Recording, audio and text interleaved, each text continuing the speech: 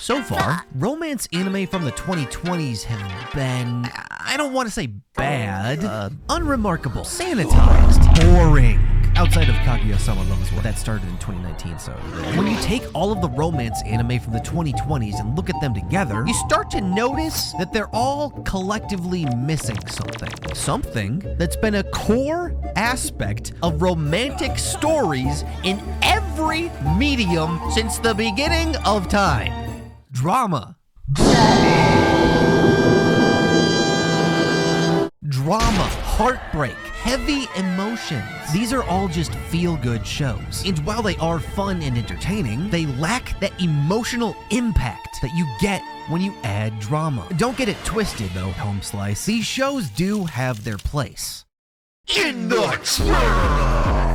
But when I sit down to watch a really good romance, it's because I want to feel something. I want to feel emotions. It's like modern anime are trying so hard to avoid classic tropes that they write themselves into a corner, rendered unable to deliver legitimate, intense, emotional moments. And no, that ham-fisted, fake as abduction scene from Dangers in My Heart, that does not count. Sorry, not sorry. But what happens when someone says, fuck it, takes all of the cliches, cranks them up to 11 trillion, turns them into peak self-aware comedy, and then actually delivers on the serious scenes, which are plentiful, when it really counts. Oh, and all of the girls are just so goddamn adorable. Serious, the serious scenes are, it does good. That's how you get...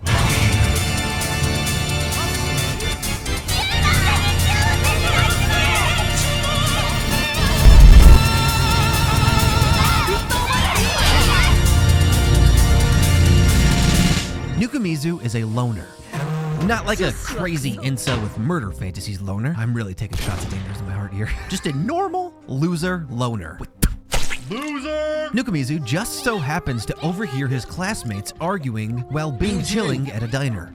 Why? This opening scene is the climax of someone else's love story. One where the blue-haired childhood friend confesses, gets rejected, and then tells the MC to go chase after the girl that he truly loves. For her, this is a very tragic moment. But for us, just like 𝐒𝐿𝐿, we are observers, bystanders, uninvolved viewers, watching on from a distance. What the fuck? Get that out of here. I don't need more allegations. This is someone else's critical, dramatic, cliched as hell moment. It's interesting, but we are not emotionally involved. Just like 𝐒𝐿𝐿. The MC leaves, chasing another girl, leaving this blue-haired childhood friend losing heroin alone. Hey, look, it's the title! Our story focuses on the aftermath of the losing side. This straw. Oh, this chewed up straw. Oh, no. It was in his mouth. Please don't. I can't stop myself. Just gonna do it. The cock must suck! Fucking shit. What a terrible day to have eyes. I'm just gonna forget this ever. And just like that, 𝐒𝐿𝐿 is dragged, against his will, into the situation. As are we. And aside from the goddamn adorable characters, the absolutely gorgeous art and animation, the fitting music, top-notch voice acting, we can just ignore that for now. It's not important. This is the true strength of Makeine, Too Many Losing Heroines. Because the premise is this dude stumbling into other stories' climaxes, there is never a boring moment in this show. There is super self-aware, super cliched, anime rom-com drama going on all the time. It's kind of like Gintama, the goat, in that it's a parody of its genre, but it ends up having better writing and better serious moments than the series it's making fun of. The end of Volume 2, probably Episode 8, absolutely shattered me emotionally. It is, it's a very sobering, cutting moment. So much more than a silly little parody rom-com with gorgeous animation and amazing characters. Makeine is the cliched, trashy high school anime rom-com done to perfection, pushed to its limits. Arguably, the weakest part of the series is the male characters. Probably because they're all meant to be their own boring, blank slate rom-com MC, which is kind of a funny gag. Our MC, 𝐒𝐂𝐄𝐄, sucks.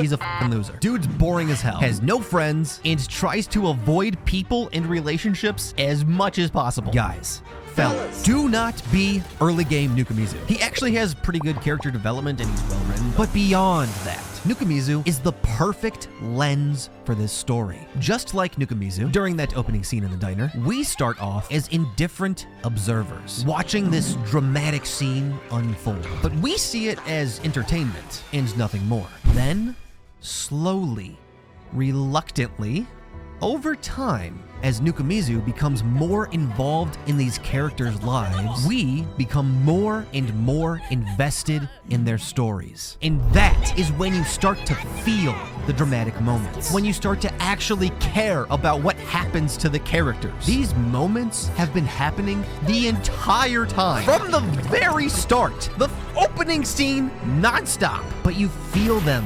more and more, just as 𝐒𝐂𝐄𝐄 himself does. And that's a pretty cool concept. But concept alone does not make a good anime. You also need a good execution. The execution for Makeine is just absurdly amazing. It has no right being this good. It just came out of nowhere. The characters are well written, sure. Been over that. But the art and the animation and the voice acting, it just brings so much life to them. Every single character is just dripping with sweat, personality. Their expressions, their little gestures, whatever the hell this is, and this, and this. Even the little movements in the background that just don't fucking matter at all. This anime is so full of life. The art, the animation, the voice acting. And despite all of the melodrama, the show's characters, and its views on life, relationships, how to properly deal with emotions, it all somehow manages to stay grounded. Makeine is a throwback to the era of rom-coms like Toradora, Golden Time, The Pet Girl of Sakura-so. God damn. The Pet Girl of Sakura-so. But it was made for today. Except the difference is that I just absolutely adore and I'm rooting for all of the girls. I want them all to win. Like, God, it is very impressive how they've managed to make all the characters likable. A1 really did give this show the A1 treatment, and based on their track record, they're gonna keep doing so. And the best part is that after season 1, I genuinely do not know where things are gonna go, but it's definitely gonna be interesting.